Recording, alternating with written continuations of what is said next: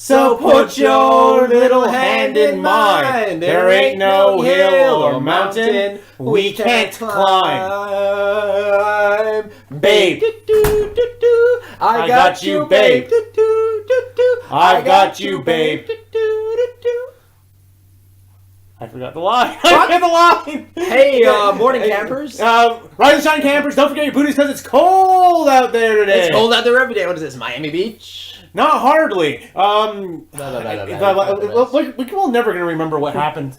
I knocked something off your couch while we were doing that, but don't worry about it. Yeah, just ignore it. It's like they just heard a humongous bang. So, hey everybody, this is, I can't remember what watch this, our 8th watch? That'd be the 8th, I think. I think it's our 8th. 7th or 8th, we'll figure it out. I'll tell you in a second. The date today is Saturday, January 26, 2019. Trump is still in office. Did not get his funding for the border wall. As you can tell, we're still on the ball. Yep, today is the 8th watch of Groundhog Day. Of 52. Of 52 of the rest of our life. Mm-hmm. So, Bobby, is there anything... Oh, yeah, by the way, I'm Randy. Somebody. And his somebody.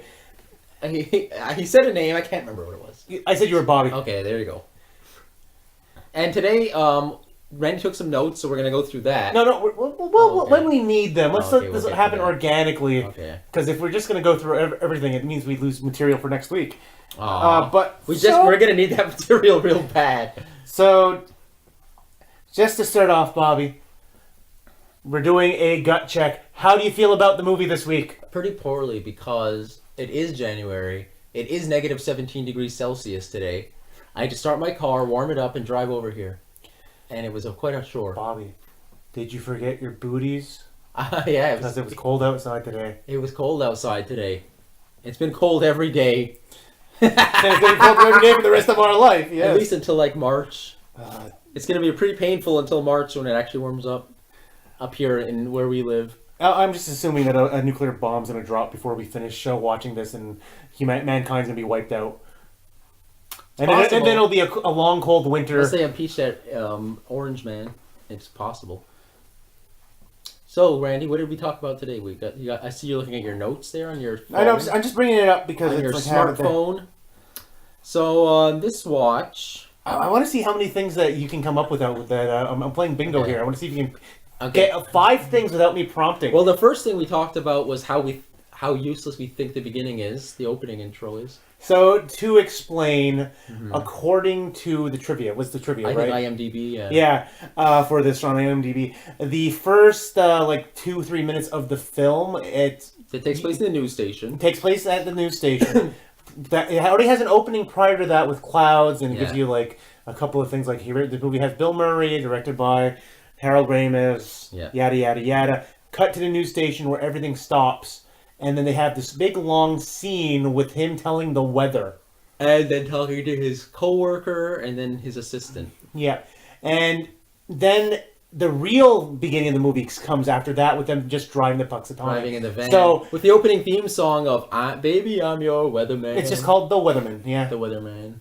So, what we had gotten into a discussion, we've gotten into this discussion the last couple of weeks, but this is the first time we've remembered, is what was the point of that second opening? Yeah, but according to the IMDb, it was only added after everything else was shot. Some editor said, we need more intro. So they brought back Bill Murray and Andy McDowell and hired 2 new actors to play and a bunch of extras to play the parts of the news crew and Chris Elliott, and they filmed that.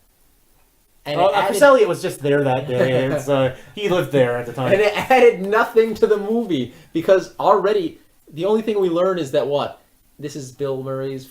This is Phil's 4th time going to Punxatawney. He wants to leave Channel 9 and go somewhere else. Yep, he wants to work somewhere else. And Rita's a producer. And we already learned that in the dialogue later anyway. Yeah, the only additional thing that I can see added to that scene, that adds to it, is that there's a longing glance from Bill Murray towards Rita without her seeing it, as they're talking about her, he's just looking at her. And that's it. And his assistant, whose name I forgot already. I don't know his name. I don't care. Says Kenny. Kenny says like, "Oh, it's Rita. You haven't worked with her yet, have you? She's really nice." Yeah. So that's all he learned. Like I said, it's like it doesn't really serve a purpose. It just fucking like stalls the whole thing and then makes you start over with the fucking driving scene again. Yeah, because once it goes into the driving scene, then it starts the credits back up again. I think there's only one credit in that whole entire opening scene. I think that's for his brother there, Brian Doyle Murray. This week I looked up how long it takes to drive from Pittsburgh to Punxatawney. It's about an hour 45 minutes. Here, I'll read you off the exact message you told me. And by the way, it doesn't take you through a suburb like it does in the movie. It's all on a highway. The distance from Pittsburgh to Punxatawney is roughly 79 miles, about an hour and a 40-minute drive. Yep, that's right. And now, I don't think the road changed too much since 93. Nope, I think they just wanted to have some nice aerial shots. Larry's like, we'll take the long way through the suburbs. Through this weird one-way street. He had to stop off at his baby mama's house and with his 7 kids and leave them some money for some food, some child support. That's right. Well, and then also today. Hey! I had a Mandela. See them swallows coming to Capistrano, and that ain't the only thing swallowing. You get my drift. Well, ignoring you there is to say that I had a Mandela effect moment this morning. I mean, during this movie, where I could have sworn that the opening shot for them driving from Pittsburgh was flipped, and they were going the other direction. So I was really confused. They were going to the left, and I thought they were going to the right. But he does take like a U-turn at some point, like the road, like the hooks like that. Yeah, it's like an on ramp. Yeah. But like I said, I was confused because I could have sworn they were going the other way. So we figured out the halfway point of the movie. Yeah, is when they're dancing in the snow. Yeah, but let's continue on then. We're talking about that opening scene still. So, okay. This is going to bring to no, Bobby. We can talk about the things here because this makes it a lot more something that you pointed out and that we were watching for the entire movie. This time I got obsessed with looking at people's hands. No, not that one. Well, let me say it first anyway. Oh, okay, but I was doing it, and Rita breaking character. Oh, yeah, the first thing that happens. Okay, you almost killed my momentum there, man. Yeah, the first thing that happens is when Phil does the when I thought he couldn't see her making the face, but apparently he can kind of see her out of the corner of his eye for a second when she's doing the groundhog comes out. Yeah, when they're in the van and he goes like that, and then Phil's like he pulls out the mirror. He's like, I want to see what. I did ever see what she looked like when you do that, and he starts mocking her. He's like, the grandkid comes down, and he looks around, and you can see Andie MacDowell like with a huge grin on her face, like breaking cat. Like she wasn't obviously trying not to laugh. Like she wasn't like acting laughing. She was really cracking up. She's that's not the only time in the movie where she very obviously was starting to break character. What was the second one? After. It was during one of the save scumming parts, right? Yeah, there was during one of the drinking scenes at the restaurant or something. At the restaurant, she almost starts to laugh. Which one? I wrote down the note saying that there's like 2 or 3 moments, and it's like I forgot to actually write which moments. But one of them is after he says, it's when he's ordering the drink. Yeah, one of them is she laughs there. It's right around that time. I can't remember which one it was, but after he's just like, was it the sweet vermouth with a twist or something like that? It's the one where he gets that look on his face, but she's not looking, and then she starts almost laughing for some reason. The shot lingered for like an extra second. You can see her start to laugh, and then it cuts. And now, just to get to Bobby's thing that he wants to talk about. Broke my momentum, but yeah, this time I got obsessed looking at people's hands because I noticed that Phil is wearing leather gloves, and then I started noticing that like a large proportion of Punxatawney is wearing leather gloves. Ned's wearing them. Rita's wearing them. A lot of the background actors at the Groundhog Fest are wearing them. Buster's wearing them. Yep, or maybe he's not. There might be a continuity. We got to rewatch because it's like we might have confused 2 old white guys together. All white men look alike. We agreed to not do any more hashtags. Okay, all white men look alike, and at one point you can see a man in a top hat waving. He's got who we thought was Buster. Yeah, even I thought it was waving. Buster. He's got bare hands. And then, like, a shot later, you can see Buster holding the groundhog, or talking to the groundhog, and he's got leather gloves on. Like, immediately we're like, wow, that's a big mistake. Did he just teleport gloves onto his hands? But yeah, once you realize that don't forget your booties, it's cold out there today, that everybody's wearing gloves. Then Randy's... all you see is like, and then I'll be sitting there going, oh, that one has knit gloves. No, that one has leather gloves. No, he has work gloves. Then Randy started eschewing the virtues of leather gloves. Like, they're so much warmer. Warm. Well, if you treat a good pair of leather gloves first with a chemical, the water doesn't penetrate like you would with a pair of knit gloves. Well, by the way, Randy... It tends to keep the heat in better. I shouldn't be saying this because we don't want to dox ourselves, but Randy actually works at a glove store and he sells leather gloves all day. Yeah. So he knows his spiel around leather gloves. He's got his sales pitch ready. Chambered, because those are a more expensive kind, you know. Every time he makes a good leather glove sale, he gets a commission. I get a commission. He gets a commission on those. He makes a good living on that, too. Randy'sLeatherGloves.com. Check it out. But right now I have to buy that site name, don't I? But oh yeah, and then even the homeless guy was wearing gloves, but we think they were like work gloves. Either he's wearing work gloves or he has really dirty hands. You need to get your eyes checked because those were definitely gloves. I think I need a crisper version of it for my TV. I think I need to go to the HD version of the film now, not God. My DVD version of this film. We need to get full Blu-ray action, full immersion, 3D. Everything. There's no 3D version of this, fortunately. Thank God, because 3D sucks. It looks all shitty. The gloves are just are a ludicrous thing to watch, but when you're at 8 times here, you're a little bit loopy watching the movie. You're just like, whoa. Can I talk about the snow angel now? Yeah, go ahead. Okay, so I have a theory now that Rita is an angel. Because you got 3, Bobby. You've done 3 without looking at my phone. Okay, so because at the end of the movie, when Rita's like carves Phil carves Rita's face into the ice, and he first he says when he's trying to get Rita to believe that he's a god, and he says blah blah blah, he's saying all this stuff like, you love boats but not the ocean, every summer you and your family go to the mountains and go to a place by the lake, and there's a dock and there's a dock and a boathouse with boards missing, and there's a little place where you can go where you can be alone, and he's like, oh, and what it says, like, you love animals, you're kind to strangers and children, and when you stand in the snow, you look like an angel. Just so you know, Bobby is obsessed with that speech for some inexplicable reason. How am I obsessed? There's not a lot of stuff in this movie to focus on. It's mostly the Phil-Rita relationship. But then, at the end of the movie, so there's 2 times at night when we see it snow. The first time on the first good date when he's dancing with Rita, which is the halfway point. That's what she said. Which is the halfway point of the movie when he's dancing with her in the gazebo, and she laughs. She looks pretty sincerely laughing for real. Yeah, that was one of the breaking moments. But it's snowing out there, and then at the end when he carves her face into the ice, and it starts to snow. And we notice that every other night, when it's like the night when he gets chased by the cops, the night when he tries to keep the homeless man alive, it's not snowing. So my theory is that Rita is actually an angel who makes it snow when activated by Phil. When she is made happy by Phil, she causes it to snow. It's like and that's why she's his way out. That she's a fucking angel. That's how we're supposed to know that we're almost. It's like, oh, you're almost to the end. Don't screw this up. Because the first time he would have made it if he didn't screw up that date so bad. Because if he didn't try to bang Rita so hard, he would have made it out that first night after he danced with her. But because he fucked it up, he ended up with the slapping sequences and then the suicide sequence and all that. Now, to keep going down, Rita's an angel, keep man. mining the crazy theories. Rita's a fucking angel.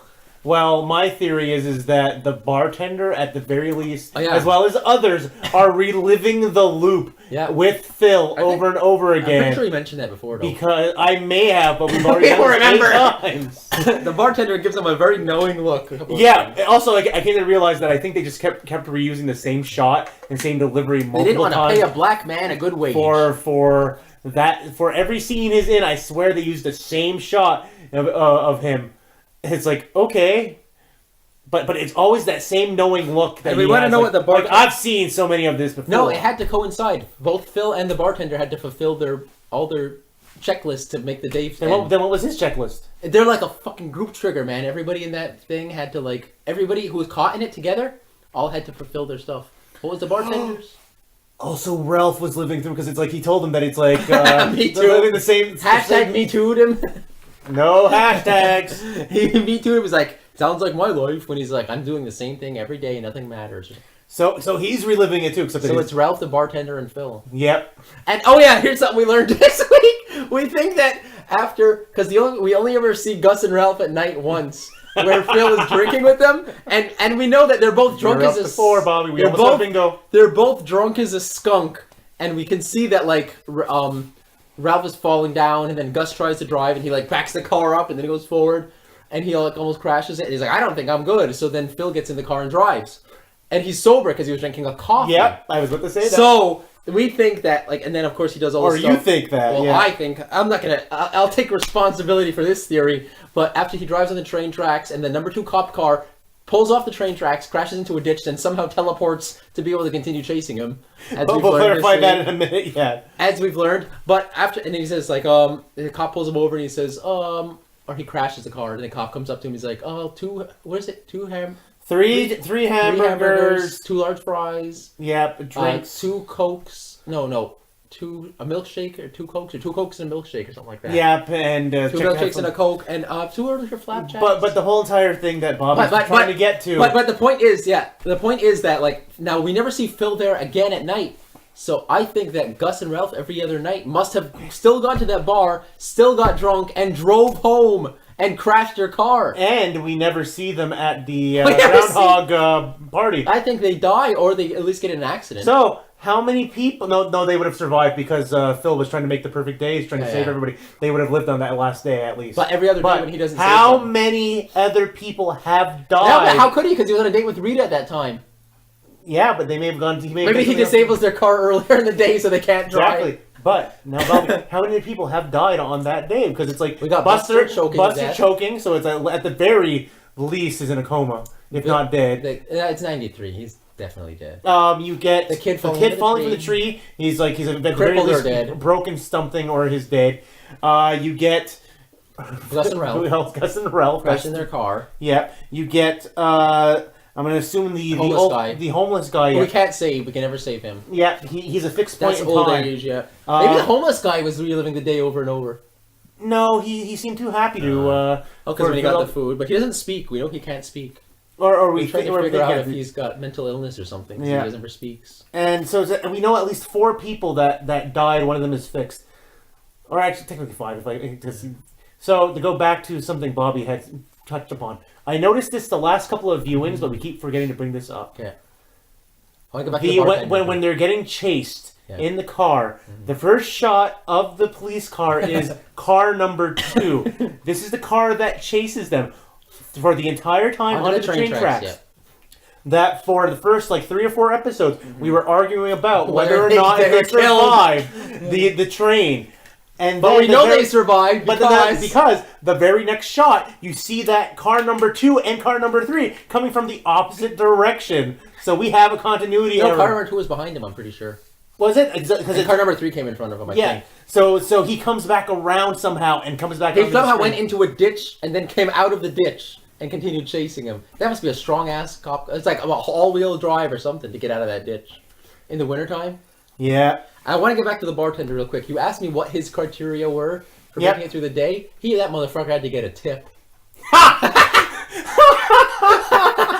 Because we know Larry takes that tip back. Every time, yeah. Oh my god, you're right. Oh my god. And we never see Phil tip him either. So you're saying that entire town is cheap, nobody will tip the barman, and that's his only way to get out of the tip. And he can't give him a tip. He's trying to put on his best service to get a tip. Oh my god. And he's a black man, and as we've established, a predominantly white town. 99% white town. And nobody wants to tip that guy. So let's end on... I thought we had so much more written down. No, we still have a ton done. But it's like I said, that's why I said I don't want to go down the list. So I'm going to choose something that'll fill up the last couple of minutes here. Well, this one I'm just going to throw out there. We talked about the violent homophobia that must have been existed in 1993. Oh, yeah. And he outed, what's the waiter's name? Ray. He outed Way, the gay waiter, right in front of Gus and Ralph, who were probably gay bashers. Yeah. So the thing I want to just point out really quickly, because it gets me every time, is that the date that goes wrong when they get to his room, and the thing that goes wrong is he says, "I love you." When the look on her face, immediately followed by a serial killer sting, music sting, every time gets me. Yeah. It's like, oh my god. It's like a Friday the 13th type. Yeah, it very much. It gets that violin. Yep. Can we also talk about the fact that that room looks a lot bigger on that date than it does when he wakes up every morning? There we go, bingo, Bobby got that 5. room looks tiny, and all we see is the bed and the window in the bathroom. And then when we see him at that in the night, all of a sudden there's like a big fireplace there and like a couch in front of it, and of course the window front. And then we also figured another continuity error at the next day, like when he wakes up, and usually in the morning the window is clear, and then at night the window is frosted over and there's only that one little circle. Yeah. And then one day he wakes up in the morning and it's like the window is still frosted with the circle. But I think more. We're going to have to watch that closely from now on because we only just started noticing it. So let's see if that's something that could be good. So with that, we're going to end off with... we're going to end off with that. There's nothing really else. I thought there was one more thing that was really funny too. Okay. So you want to go into 2 minutes of my really bad joke of how we're going to watch this for the rest of our lives? You could, but I was going to talk about his... We laughed again at his depressed face today. Oh no! That we have a whole long thing next week. We talk about. But there was something that prompted me to laugh this time. It wasn't his depressed face. It was what Rita says right before that. What the fuck does she say? Oh, I have your line. So we're gonna end this. You're missing all the fun. Cut Jesus! to Bill Murray's most depressed-looking face. This is after he's like. Saved scum the date and got slapped a bunch of times. Yep, and then he's given up completely. He's like, Phil, where you been? You're missing all the fun. Cut to Bill Murray, hang dog face, black eyes. I wasn't black. The face wasn't gonna make me laugh this time, but what Rita's chipper attitude contrasted with his face did it. Oh, and just because I want to do this bit, because I already referenced it already, we were jokingly saying that's like, we should continue just doing this for the rest of our life. How many episodes would it be for 10 years worth of this? Like 52 times 10, 520. Yep. Or like the equal that we have to do like over 3,000 episodes, and then Bobby goes, "Oh, it's like."